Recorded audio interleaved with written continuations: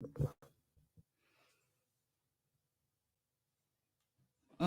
can't even recline. Your media, where you are.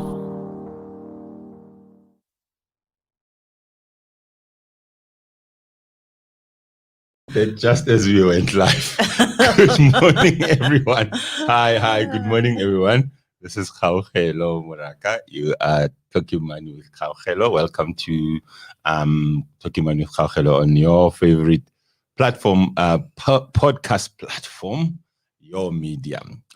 Today we've got a wonderful guest, a friend of mine, comrade and colleague for a long time, Ms. Thuli Magubane. Well-known radio personality, used to do a beautiful show about personal finance and such other matters on KFM, and does a lot of workshops, facilitation, and so on. She'll tell us a little bit more about herself and her journey so far, and so on. So Thuli's here today because, as we do on the personal finance show on this podcast, we try to have conversations at a very simplified, accessible level about things to think about, things to do to get ourselves prospering and getting better in terms of how we manage our finances. Hopefully that'll have a cascading effect of making the rest of our lives better. Welcome, madam. Thank you, Kgauza. Yeah. It's great to be here. Great. Tools. So today we'll just have a very broadish chat. It's Easy Friday. It's a little bit chilly out there. Sure, yes. But so we just want to have a simple conversation about, particularly, firstly, I'll just ask you to walk us through Thuli, the personal finance radio person, how that journey was, what you did, how it went, and how it has shaped you in terms of your perception, particularly of matters in this realm of personal finance. We often talk about money in a balance sheet way, in a bank balance way. Yet it affects us in a complete personal, psychological, mental It's definitely a personal matter. Yes. That's why people don't even want to discuss that. Yes. Private. So exactly that. So I'd be keen to find out from you your sense about personal money matters, about how you think we should be approaching it, thinking about it, but all that you've come to glean through your time as a show host and talking of these matters over the years. Okay. Yep. All right. So I think with everything else in my life, I never really planned for it. Things really find me, if I have to say. So I think in that way, I've been blessed, and I think it's because I pray and I always say, Lord, direct my steps. And I find myself in places that I never even imagined I would be. So I guess even the journey of presenting a personal finance show, it wasn't something that I set out to do. Yeah. That this is what I want to do. I knew I wanted to present a business show. So that's what was, the initial thought and the initial plan when I approached KFM.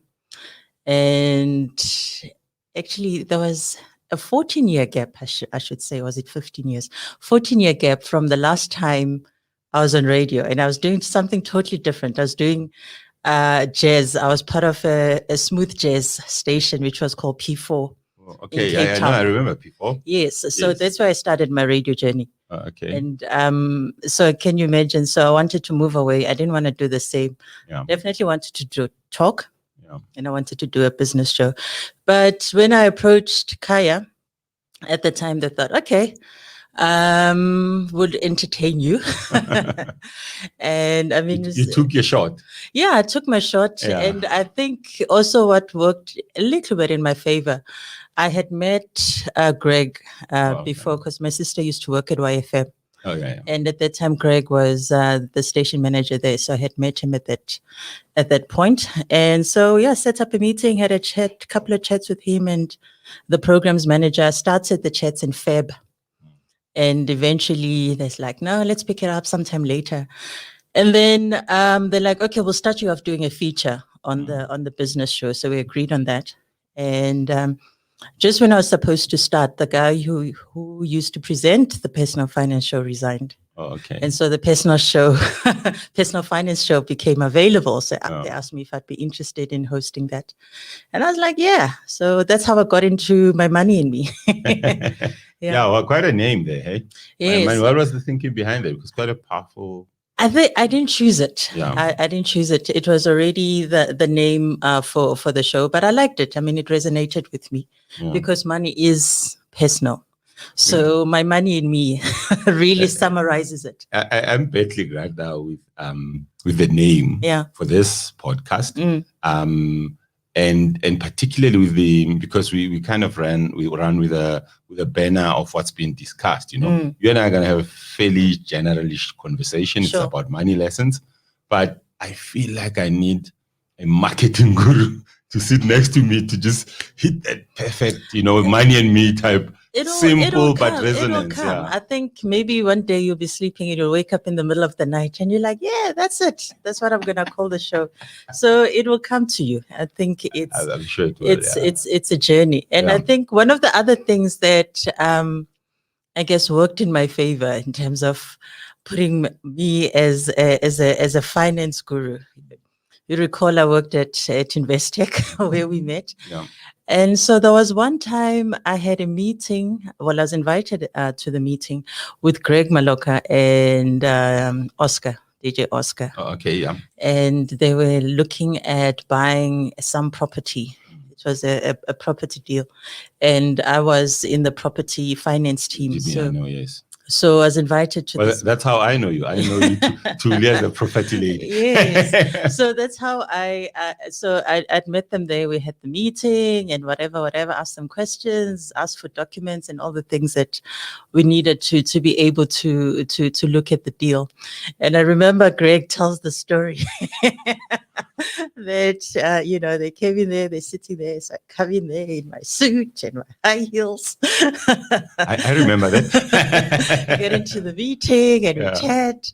I'm asking them all these difficult questions and these big money concepts, and they have no idea what the hell I'm talking about. But then he thought, this lady knows her stuff. She knows what she's talking about. So I guess in that sense, in his mind, he could see me, being in that finance space, having seen me in a corporate space in finance, and also having a background in radio, so I could be able to marry the two. Yeah.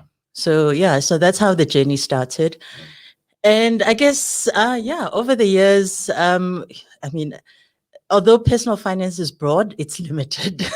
Of course, yeah. It is after all a defined area. Yes. And so you can cover a lot of topics, and then at some point you feel like we've covered everything. You've spoken about it. No, I know. And then it's like, okay, what do we do? Do we talk about the same thing but now a new angle? Yeah. How do we find the new angle? And stuff like that. So I think that was one of the challenges. Yeah. But I think for me, I always tried to, as you were opening in your intro, just to keep it simple, make it understandable. And whenever we'd have these experts come in, talking, and especially on the investment side, because the show had 3 features. A profile feature, which was money lessons, and the other feature was just on personal finance, and then the third feature was on investments, which was investment unusual. So sometimes we'd have people come and they get quite technical because they are technical individuals and have to try and say, you need to bring it down a couple of notches. Bring it down a couple of notches so that, the listener follows what you're talking about, and they're able to understand and are able to make a decision whether is this an investment product that they'd be interested in. Does it work for them? Does it fit in with the overall portfolio to say, or their goals, etc., etc.? Yeah. It's quite fascinating listening to you because I've been basically the personal finance space for just over 20, 24, 25 years in one form or another, working for myself and or corporate space and so on. And in that entire time, I used to be on TV. I used to do a little feature on Talk at 3. I think that's what it was called, with Nolene back in the days. Yes, yeah. I've been invited to Kaya and, did one or two things over there. But I've always followed and listened to the shows. So that repetition and lack of elasticity, like, you can only cover this, talk about budgeting so many times. Yes. I do workshops and things like that. So there is a sense of inherent repetition in the whole thing. And I absolutely gather your frustration, as it were. On that, yeah. Now, what I do find compelling, though, is the point you've just made now, because you're here for the vantage point that you enjoyed. You might have sat through all these conversations, led them, facilitated them, asked the questions to draw insights from people, and that it might have been that repetitive, but still, I think you probably had a very unique sitting position, and it is your experience that could help us a lot. Just to kind of get into it, at a high level, you've spoken to all manner of people. You've spoken, I would imagine, to skeptical people and maybe even some chance takers. Yes, yeah. But I used to listen to your show a lot. I'll share a story about chance makers. Okay, we'll get to that. But I've listened a lot to your stuff, and there's a lot of credibility. Professional people, corporate people often came and spoke. And some of the guests I'll actually get to you through you, because I know you've got relationships with them. But what I'd like to ask you just up front, what is the overriding thing from all your interactions? I would imagine listeners would have written to you and said stuff. Where do you think people are, maybe people should be, when it comes to personal finance matters? What are we ignoring? What's important? What have you heard from the people? And as a global thing, just to say to everybody out there, this is important, we're ignoring it, or this is not as important, maybe we should be doing less of it. I think for me, the most important thing that I don't think gets addressed enough is the mindset. Because I believe with personal finances, you need to have the right mind. And I should say, actually, not even personal finances, with wealth generation and abundance, you need to have the right mindset. Yeah. And I think most individuals don't have the right money mindset. And this comes from relationships that we have with money. People actually often have a very complex and complicated relationship with money. And it's usually a product of what they were exposed to growing up, their own beliefs and values. And so, just a quick example, I think there's a show called I Blew It. Yeah. And this, for me, demonstrates the mindset I'm talking about, that someone has, so even when you're poor, people have a poverty mindset. And for some people, it's uncomfortable to say you actually have a poverty mindset. It feels like you're insulting the person. Yes, I was born into poverty. What do you expect?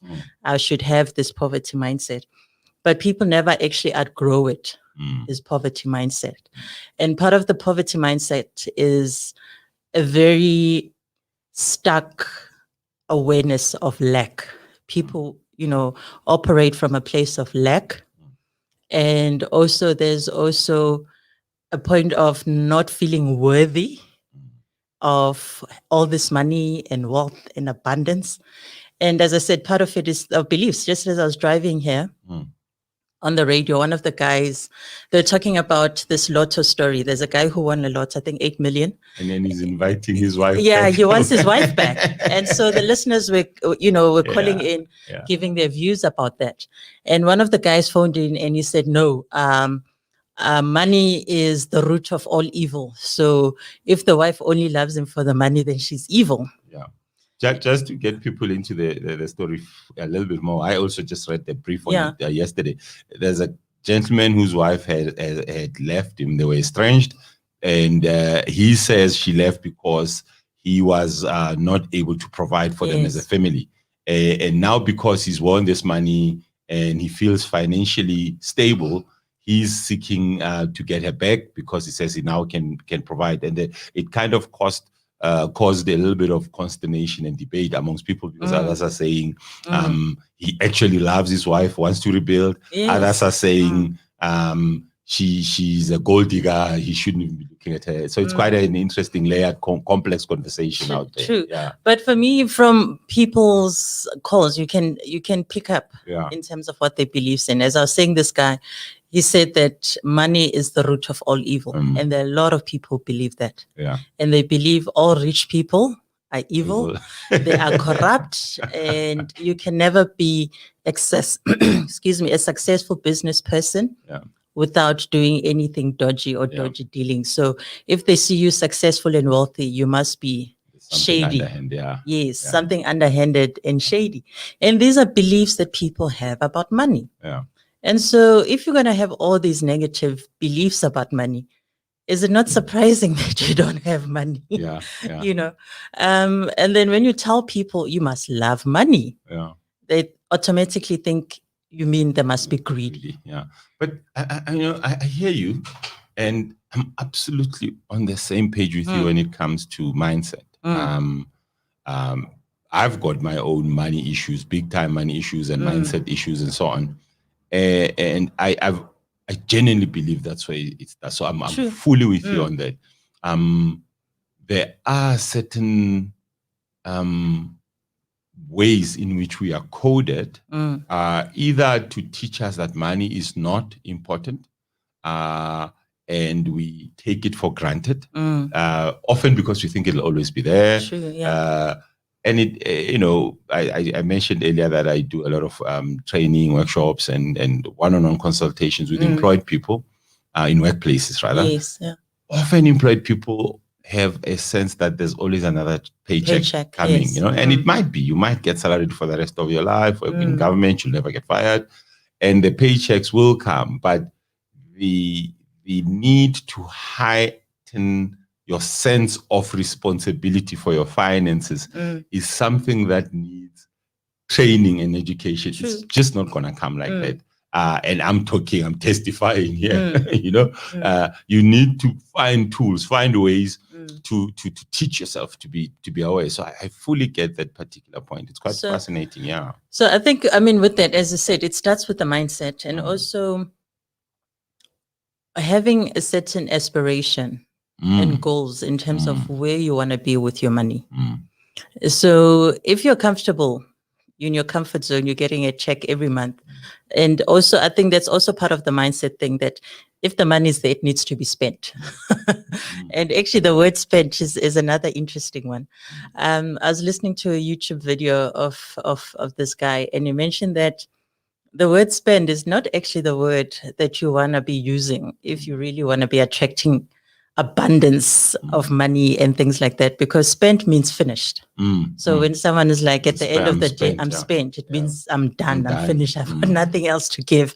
And that's what we use about money. We're always confessing that this money is going to be done, it's going to be finished. Just on the slightly alongside that point, we were having a chat with friends on my WhatsApp group, my chums, and somebody made the point about the sound the ATM makes as it's about to pay you out the money, and how exciting and exhilarating it is, And I came and I said, look, I feel so bad, because it is, especially if you haven't had money for a while, and now you go to the ATM, you're throwing that grand or two or whatever, just to please yourself, and it goes blah, blah, blah, blah, and like, it's coming. It's almost like winning at the slot machine. At the slot machine. But the thing is, I feel bad.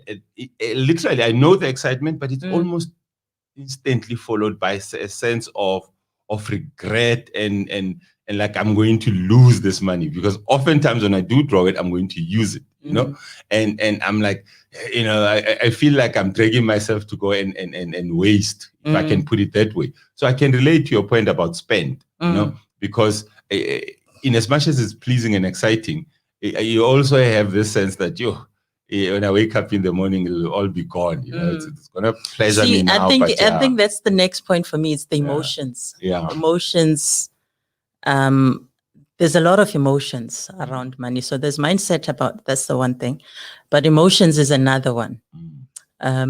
I think guys do it too, to a certain degree, but women talk about retail therapy. If we're sad or upset, we want to go and buy something to make ourselves feel better. I think in that moment and post that moment, you feel great, but then regret and guilt. The buyer's Buyer's remorse. remorse, comes in. And so those are some of the negative emotions that are associated with money. And I think people need to be able to work through that and be comfortable with using money. And also, the other thing I really believe in is the power of your words and confession. So, there are some people who believe whenever you're using money, you're just going to buy this bottle of water, just even under your breath, just speak, this money will come back to me 100-fold, or this money is going to bless someone. Yes, those affirmations, this money is blessing someone. It's improving someone's life and all of that. Yeah. So it's just changing the emotions you have around money, because the other big emotion that some people have is fear. That's associated. They fear not having money. So you find them, they want to hoard as much of it and never really enjoy the money. But that's to the point I was making about the instant regret. I haven't even used the money. Yes, I could deposit it back. I've made an emotional commitment to spend it on something of pleasure in particular. And I will probably enjoy the actual thing, but I know I'll have some remorse post spending the money. So maybe for those people, that equation has a bigger press or bigger pressure on holding on and avoiding that feeling of regret by just not spending the money. Yes, but it's just based on fear. Yes. That you're scared what's going to happen if you don't have money. And I think for me, I guess it was the most difficult, but I suppose the most liberating experience I've ever had, when I literally had no money, nothing. I literally had nothing, and I think it was a journey that I was going through. I mean, with my business, I went from turning away work because I just didn't have capacity, to a point where literally all the taps were closed. And I had no income coming in. And on top of that, I was in the middle of a legal battle. So any savings I had to pay with the lawyer and pay the advocate. And and then at the same time, there's literally no money coming in. And, based on our listeners' view, I'm a Christian, and I believe in God, and I believe God provides. And that's when I really saw it in my life. God providing for me. I did stay with my sister at the time, so she would take care of the bigger expenses, the bond and things like that. But I had people in my cell group that would contribute money and come and give me money. That was like, here's 3,000 rand, we're just thinking about you. Other people would send me money.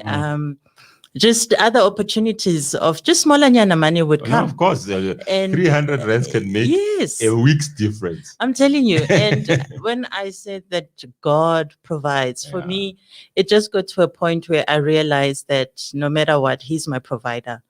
I'll be fine. And I literally, when I say I had nothing, it was like zilch. And somehow I managed to, and most people are scared to get to that point. So that's the fear you were talking about. That's the fear, because you fear of not having money. So you're scared, what's going to happen if I have no money? And for me, I got to a place where I had no money. If you say you've reached rock bottom, I was there. I had no money. I had no income. And, that's when you think, maybe I should look for a job. Of course. We always listen, I actually want to can that. I want to, because I know now you're involved a lot in enterprise development matters, and that's a related but slightly different conversation about risk taking. Yes, yeah. About putting yourself out there, whether it's your business idea or so on. We definitely should have another chat about that. We'll get into that. Yeah. So for me, it was, and also it was, that for me was a transition period in my life. And if you're a Christian, people talk about your wilderness experience, whereas the Israelites, when they left Egypt, they had to go through the wilderness to get the time when they walked 140 kilometers for 40 years. Yes. So basically, I'm glad mine didn't take 40 years. I was not in the wilderness. It was 140 Ks. I mean, they could have done it in 3 weeks, man. So for me, I had a wilderness experience, but it did not last 40 years. Thank God. Maybe I learned the lessons quicker. The lessons that I was supposed to learn during that season, I probably learned them. Yeah, you renewed. Yes, but also, and also, as I said, it was a transition period in terms of the kind of work I was doing in my business. And afterwards, I kind of transitioned to what I'm doing now, this enterprise and supplier development, which was not something I was doing before. My background is in strategy. I'm a strategy consultant. And obviously also having a finance background. I did work in the finance space doing DDs for people, valuations and stuff like that. So it literally changed. And so I guess for me, I felt like I've now come into a place where I am, living my purpose. I'm fulfilling my destiny. And I love working with the small businesses and helping them and all of that. And so that's what I feel everything I've done in my past, whether in the banks or the strategy and other experiences I've had, I feel I can draw on all of those experiences and be able to be a better advisor or facilitator or trainer, whatever it might be. So it was a process. So for me, I don't have that fear of not having money. I know money comes and money goes. And yes, I do save, but being an entrepreneur, sometimes it means you have to dig on your savings sometimes. On occasion. So, you've done work, client hasn't paid, but you still have rent to pay. You've got salaries to pay. So if you've got money in your savings, you're not just going to, sit on it. You'd probably use it. So what I do, if I have to dig into my savings, when I do get that money from the client, I replenish. I replenish my reserves. My reserves and stuff. But for me, I've gotten to a point where, as I said, I don't fear not having money. So I want to just add all those things up. About mindset, about the fear of being without, and I would frame it as the taking for granted abundance. Yes. You've got a job, the money will just keep coming, and you don't still apply the principles. I just want to add something else to that block when it comes to mentality, and then we'll just move to the other things quickly. We, as a society, as the world, have gone through or are going through a very traumatic episode. I mean, like I said, I give money talks 5, 10, 20 times a year, quite often sometimes. And when you talk financial planning and you raise, things we should think about when it comes to thinking about our money planning and so on, we don't perceive this level of risk that we've come to run through. I mean, every second day somebody is dying. And the other children are often all across. I've had 4 or 5 clients pass away since the beginning of the pandemic. I think actually now we're close to 7, 8. We've had relatives pass, we've had friends pass, and it's almost unending, True. So death, in that sense, has come to live alongside me, probably more than even the money issues have. I'm not scared I'm going to die, but I really think I'm going to die. I don't know if that, maybe to your fear thing about money. So now my question marks come about, am I ready to die? As the Biggie Smalls once asked us. So, I'd like to just, given what we've come through over the past 18 months or so, how do you think this post-COVID new reality life and the things that it has brought to the fore in terms of what we should be thinking about. How has it shaped us? What are the key things you'd like us to be mindful of? And just tie it all up into this whole mentality thing. Where should our mentality be that could ensure that we reach abundance and so on? And then we'll get into investments and other things. So I think for me, we've seen the importance of savings now more than ever. Yeah. You know, business, I mean, for a good 7 months, we're not operating. We're not able to do any work. And obviously in that time, we're not able to invoice. And so at the same time, I was still, you know, although you work out some arrangements with rent, but it still had to be paid. Salaries still had to be paid. All your expenses still needed to be paid, and no income coming in. So, you know, I think now more than ever, people, those who have savings have probably fared this period better than those who don't. And also, I think now more than ever, you realize the importance of estate planning. Should something happen to me, what's going to happen to my money, to my property, to my car, all of those things. And I think it has brought those thoughts and discussions about our own mortality closer than before, and especially if you're young.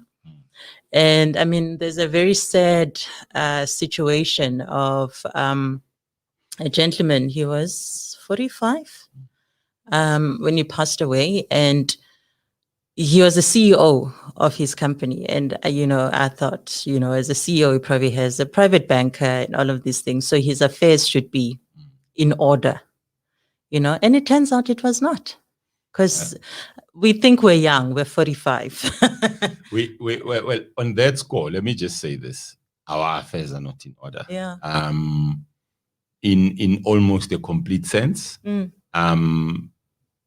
It's odd. Yesterday, I was sitting with a friend having a conversation about, you know, because we'll talk about this in a minute, but I am in the process of setting up a fiduciary services business and so on. And these conversations about planning, estate planning, and so on are critical, they're central. And some of the challenges come from a lack of planning because you have a lot of wealth, which is 10 properties, farm, this, that, and the other, generating quite good income, but you don't really have a lot of cash. You pass away, you might have a trust set up, you might have this or that set up, but there are costs that go with winding down an estate. I explained the winding down of an estate as so your life, the biological life stops when you pass away, but your legal life continues until your estate is sorted. So your debts, whatever you've contracted for and so on, kind of still have to be handled. And that's what the administration of the estate process is about.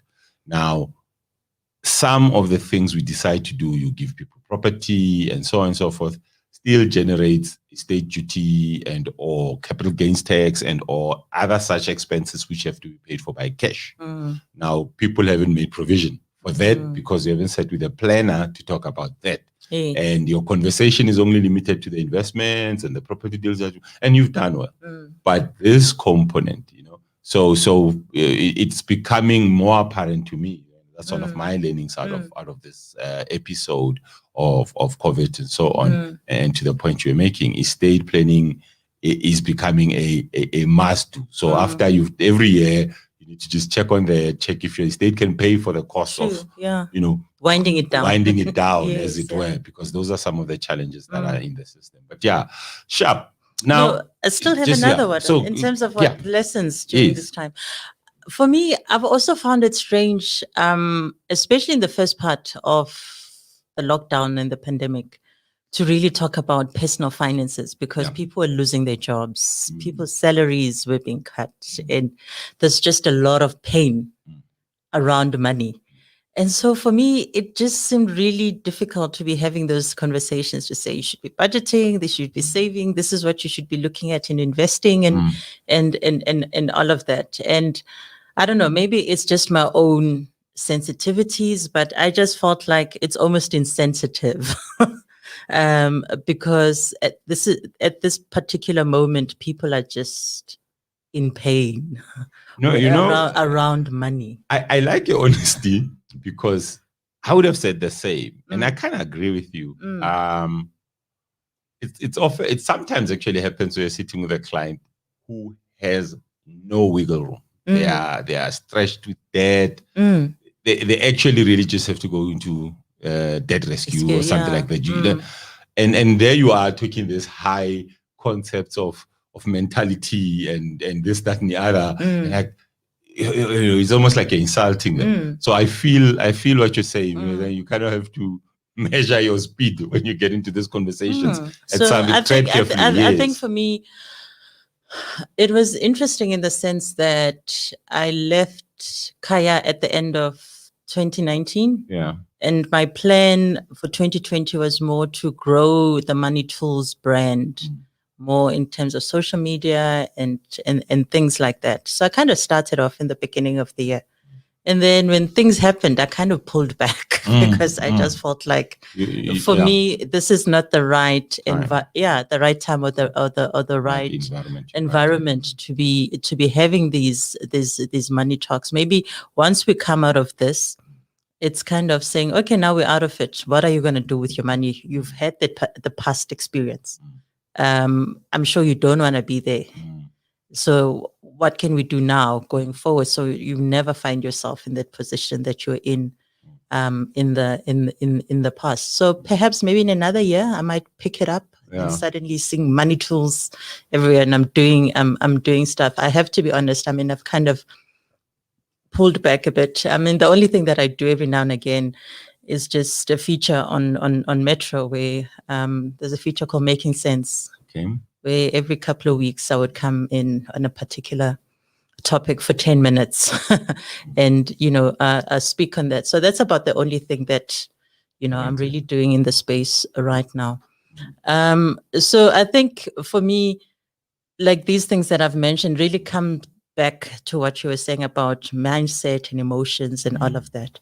So obviously having those savings is also not being scared to use the money. So what's going to happen once I've depleted my savings, but more trying to be hopeful and positive that opportunities will come, you'll make money and you'll be able to save again and replenish your savings. And I think also having that boost of confidence that you were in the right, by having a little bit of a nest egg, it gives you more confidence to do more of that in the future. Yeah, I think on that nest egg thing, when you give people advice, generally we say start off having an emergency fund. This episode just illustrated the value of that. And it's difficult. It's not a simple thing to even conceive because not many people can have 6 months of their net salary packed somewhere waiting for an emergency. But those who were able to, and those who needed it because their salaries were either cut or their jobs were completely stopped, it kind of came in quite handy for many of them. On that score, and just rolling over into the positive side of, because we skipped a little bit there, but we could also entertain it a little bit because I think it's part of the story. But I do want us to talk about investments, our attitude towards them and thinking, and maybe things that you've gleaned and learned and seen, and new things, exciting ways to frame and think about things that you've heard about and seen that you'd like our viewers and listeners to consider in this new life that we lead. But I also think we have to say a little bit something about using loans and debt and credit in a positive way to leverage, especially in your property type transaction. What are people meant to be thinking about that could help them grow their wealth and so on, So now to the abundance mindset and all of that goes with it.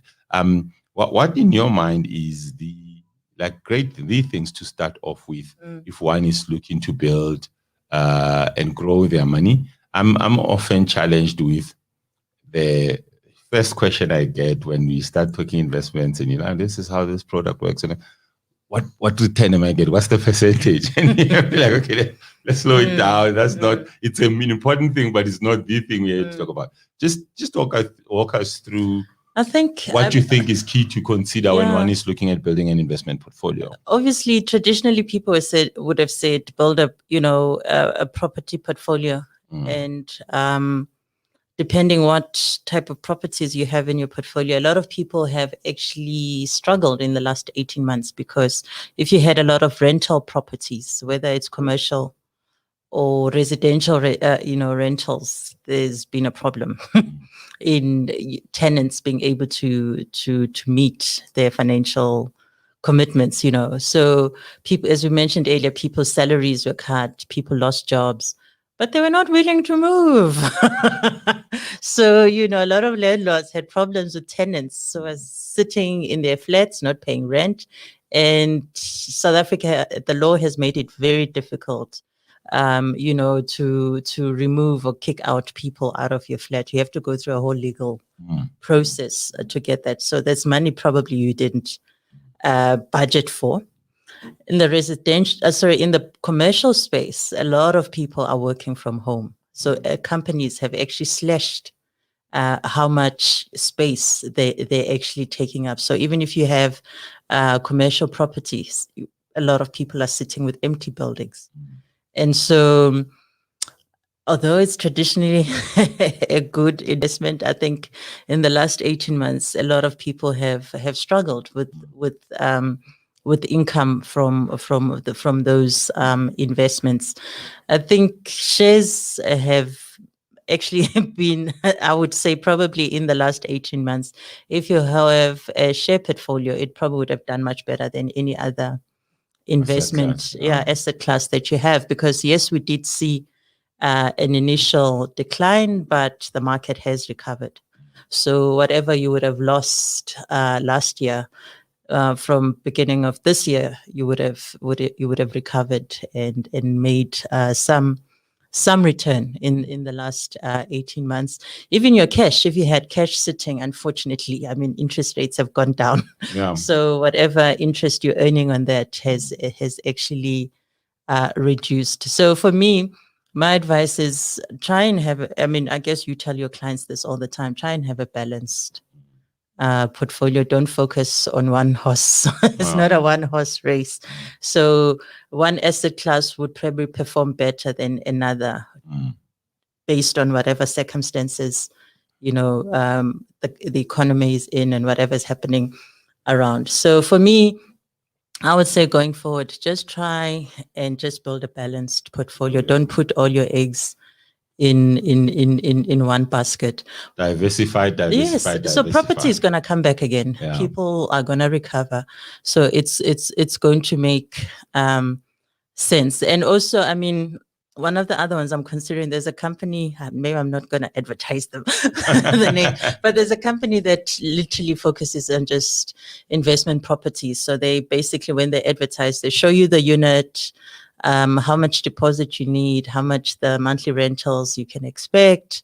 And, so it's a company that sells properties for people who are looking to invest. Yeah, basically. Okay. So they do all the calculations for you.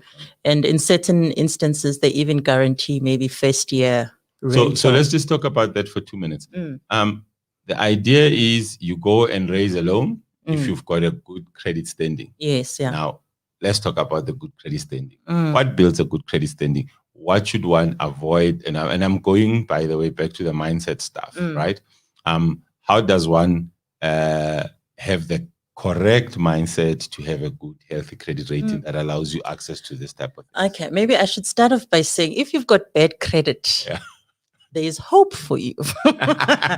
I'm a living testament.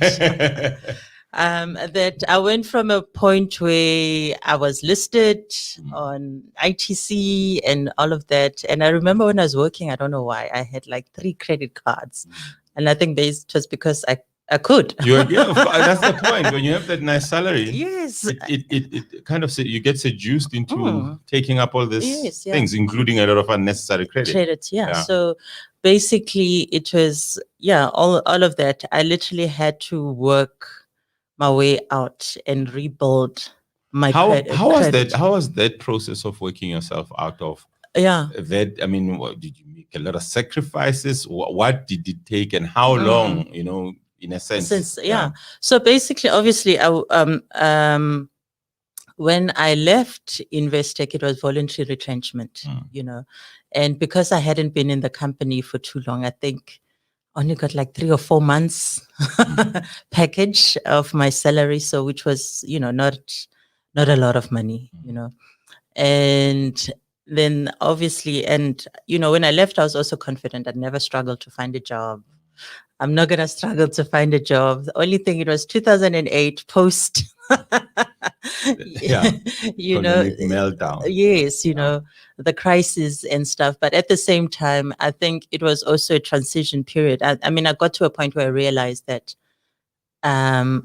I'm not supposed to be employed anymore. And this is like 20 odd interviews down the line. Yeah. So it was not like I was not getting the interviews. I was getting the interviews, but I was just not landing the jobs. Yeah. And that's when I realized, you know what, I'm not supposed to be doing this. Maybe business is where I should be focusing on. And that is another journey and another chat in terms of finding my way to that. But obviously during that time, you all have all your expenses, and then suddenly, and I think at that time I had some savings, but probably not a lot. And I think I really only started generating an income because I left Investa around June. And I think I only really started generating an income from business maybe 9 months later. Yeah. And so, which means I burned up everything that I had. And then also, you try to be good and approach your creditors and tell them, this is the story.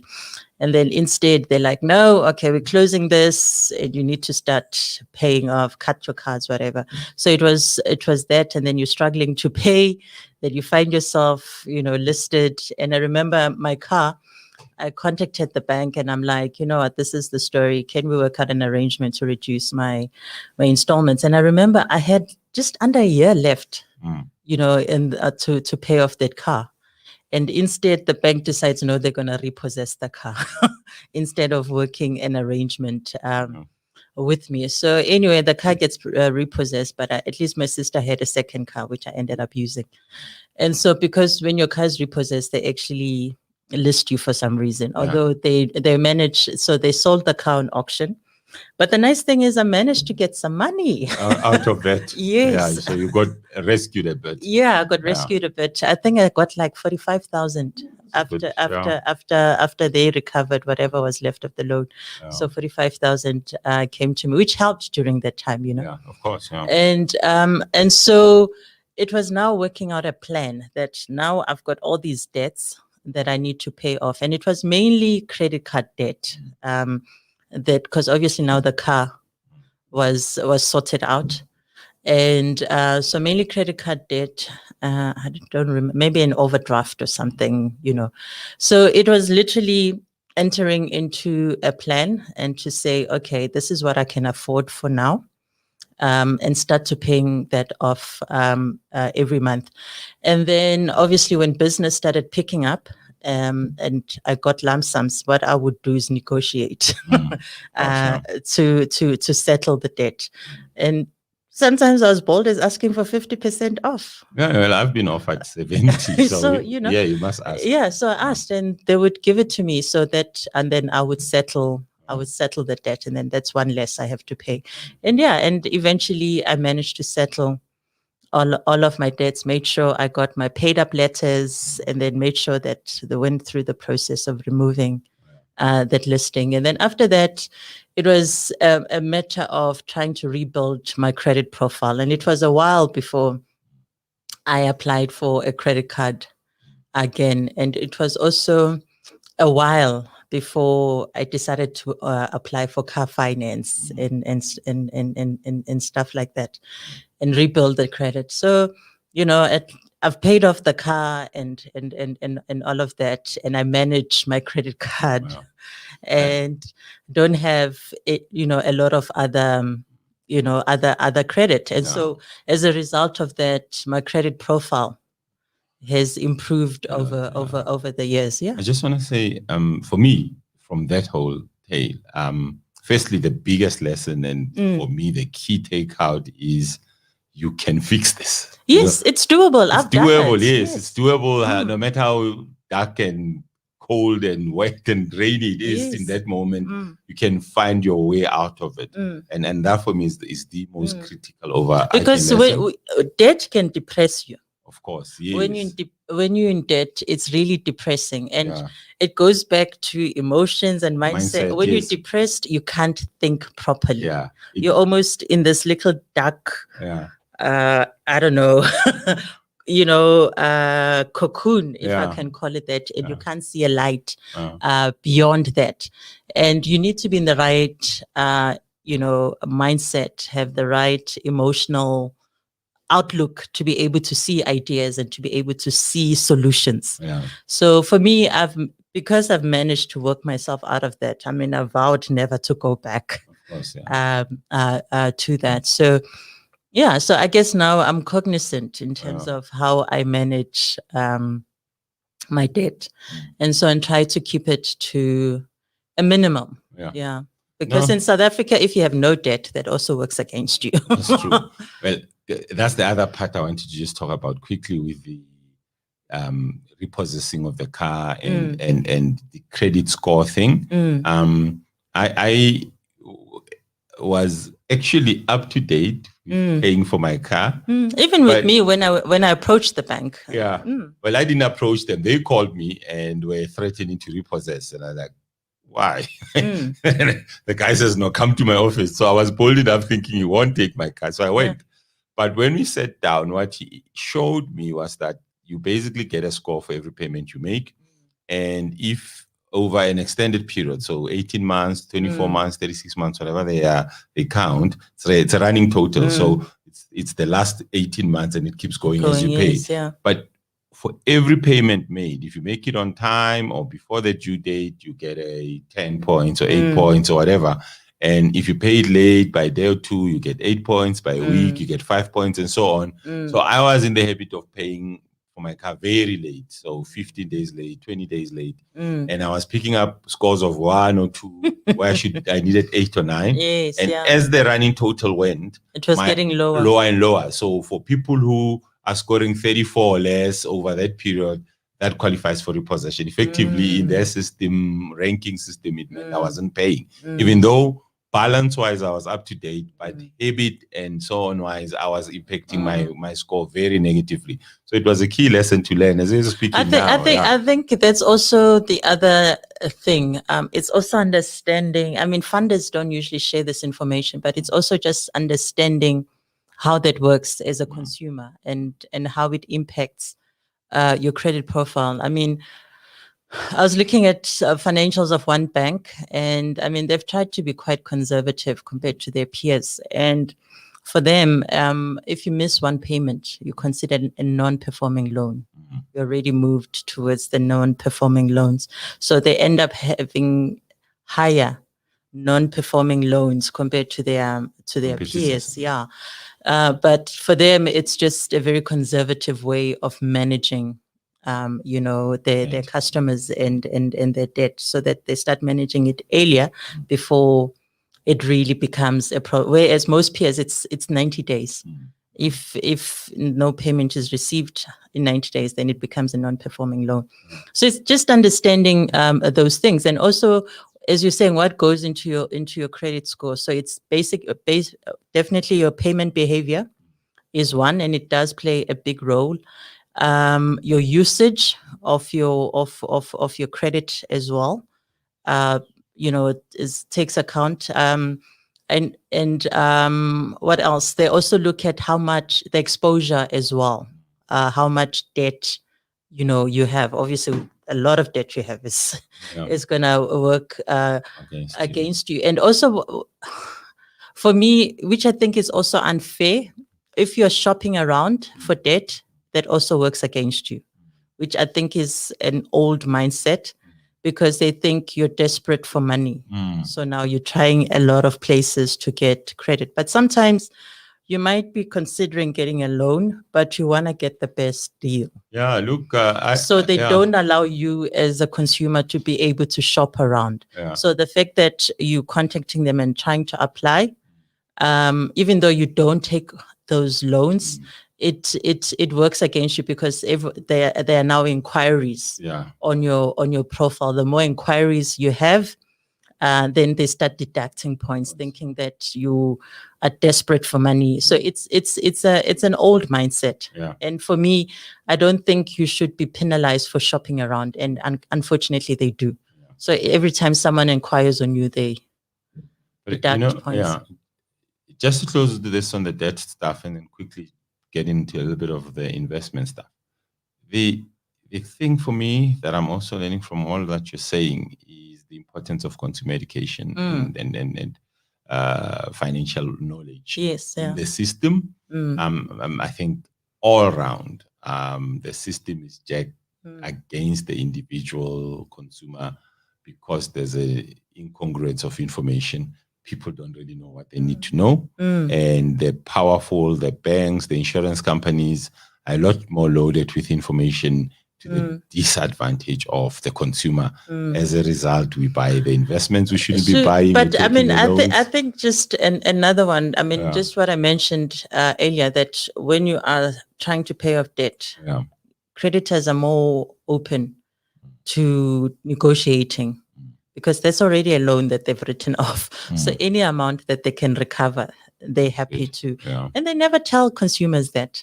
So sometimes you end up paying right up to the last cent, and it takes you maybe 5 years to pay that off. Whereas maybe 1 year you get a bonus, and you could negotiate. And you could have settled that. So it's part of that knowledge. And sometimes, if you have been, like, if you're getting close to finishing off your loan and you've been a good payer, why not go to your creditor and say, you know what, I've had this loan, it's a 5-year loan. We're now at 4.5. I'm almost done. Can't you just give me?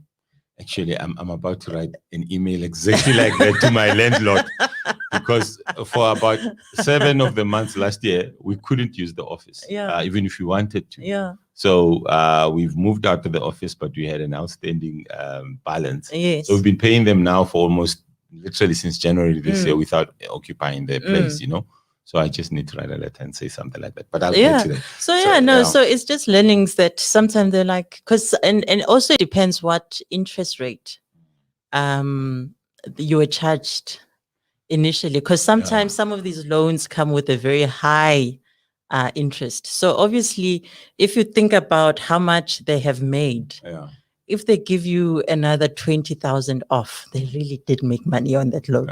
No, we'll speak about loans one other day, because I simply say interest is the price of money. So we should break that down on all this time. Just to round off, as we turn the corner and start putting away money for those who are able to and lucky enough to. A lot of people have retirement funds. There's the whole talk about retirement fund reform and so on that's going in the country, so on. But almost everybody who's earning something or who's salaried belongs to a retirement fund, effectively making all of us in one way or the other long-term investors. Now, from a long-term investing point of view, be it from your vantage point as an entrepreneur and a person who deals and helps entrepreneurs on an ongoing basis, and or just to the general public, what are the things that you think most of us should think about and have top of mind when making long-term investments and long-term commitments to keep money and so on? What should be top of mind, and things one should always kind of swear by or stick to have the best possible outcomes over the long term? I don't know. I'm still not there yet. So maybe ask me this question once I have retired and I'm 60 years old, Yeah. and I can tell you from that perspective. Yeah. But I think for me, it's obviously having a goal Mm. in terms of what it is that you want to achieve when you retire and what kind of lifestyle you want to live when you retire. And some of, By the way, when you retire, you're not dying. I know. And you're likely to live for about 30 years after you That's retire. why I'm saying what kind of lifestyle you want to live. No, because sometimes advisors speak like, the clock will hit, you're retired, now you stop. But sometimes I remember when I started working, very first year, I was like, me, I don't intend working all my life. At some point, I wouldn't want to work until I'm 55 or whatever. At some point, I would want to retire and have my money working for me. And so I was wise enough to, but because as I said, my background is in strategic consulting. So I work for a small consulting firm. So they didn't have like a pension fund, provident fund, and all of that. So I had to take out my own retirement annuity to make sure that I start planning towards that. I think one of the problems is with long-term investment, especially regarding retirement, most of us don't think of it until maybe we're in our mid-40s, when you start seeing that hill. It really is only 10 years to go. Yes, exactly. Yeah. That hill is getting closer. But when you're starting your job and you're 21 or 22, you're excited about making money, but you're not thinking about retirement and stuff like that. So you reckon we should start early? Most definitely. And I mean, there's research that shows it, even calculations show you when you start your contributions to your retirement annuity at 21 or 22 compared to someone starting at 45. When you retire, you have a much bigger pot than someone who started much later. So for me, in terms of long-term investment, there's one part to think about, its retirement, and then the other part is, I guess, just wealth generation. So you would invest because you want to increase your wealth, and mostly assets. So that's where the assets come in. So you'd be looking at what assets can I start investing in, so that generally over time my wealth increases. So that's kind of legacy money. Yes. Yes. So things you want to build so that when your time comes, you can leave something that you can. So I mean, so besides your retirement, other things, you can decide you will live for your children or whatever, or some you might keep them so that at that time you can sell them and they're worth a lot more. So you have more money to live behind in your estate or whatever. So the other part of investing is just generating wealth or increasing your wealth. And there's different things that you can do in that space, including if you're an entrepreneur, building your business.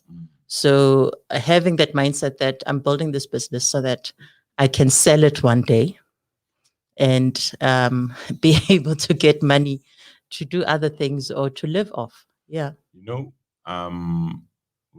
just wrap it off there because our time is run out. The point you're making about business people and their business being their nest egg takes me to two key thoughts, right? And when you come back and we talk about your experience in the enterprise development space and particularly to the issue of growing your business as an asset that you can eventually sell off such that you make enough money to look after yourself. There's that one element, but there's also the dangerous element that a lot of people have come through, where people take retirement or rather money saved for retirement and use it to start a business. And good as it often does, that's off on fire. The guy is in their mid-50s, early 50s, and they get to their late 60s. It starts waning off. It could be the tax industry, it could be liquor business, or whatever. And challenges hit and health challenges hit. The guy has a stroke or this, that, and the other. And what they intended to do in using this as a nest egg of sort actually turns on them. So those are further conversations to have in time. But look, it's been great. I mean, we've flown over an hour. Yes, I yeah. wasn't even singing of that. But thanks for coming through. Thanks for all the insights you've shared. Just a parting shot from you. I mean, you've really dropped a lot of jewels for me. A lot of stuff I'm chewing on as we're talking. But just to close off, we'll definitely have you back again in another month or so. But just to close off, what in given the whole thing that we've spoken about, the mindset, the coming out of there, the coming out of the COVID situation, they're looking forward and finding investment opportunities. Just tie it up for us as in one bundle, some total takeaway from the whole conversation. One word. Can be 5. Positivity. That's great. Yeah. Positivity or be optimistic. Yeah. I think more than anything else, your attitude, the most used saying, your attitude determines your your altitude. So well, my altitude is always high. So for me, it's really with everything in life, it boils down to that, your mindset, your beliefs. Yeah. And if we had to get a bit esoterical. Yes, esoterical. I see you score big scores on what's the Scrabble? Scrabble, yes. Is that what you give out is what you get back. Yeah. So if you're going to be constantly negative, don't be surprised when your life is not where you want it to be. Yeah. So if you're going to adopt a positive mindset, a positive attitude, being hopeful, being optimistic, things turn around as well and they change. Yeah. So even as you said, even if you're in debt right now and you're listed on the ITC, you can come out of it. You can still build wealth, can still become a millionaire or billionaire, whatever it is that you desire. But it really comes down to your beliefs and what you're radiating out into the world. Yeah. Okay, thanks, Tools. Thanks for coming through. Thanks to everybody who's been watching and listening live. I think there are now 20 of us listening. I'm joking. But guys, it's been fun. Yes, thanks. We'll be coming back soon with more exciting shows. We'll be doing a recording next week at 11, and we'll give you information about that in the coming times. But thanks a lot to everybody. Cheers.